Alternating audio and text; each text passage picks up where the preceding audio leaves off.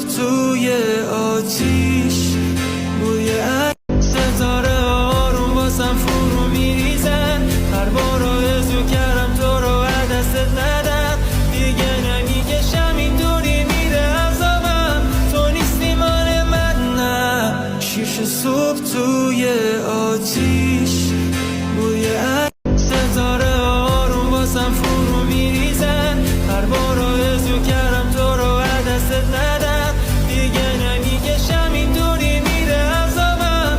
تو نیستی مال من نه. شیشه صبح توی آتیش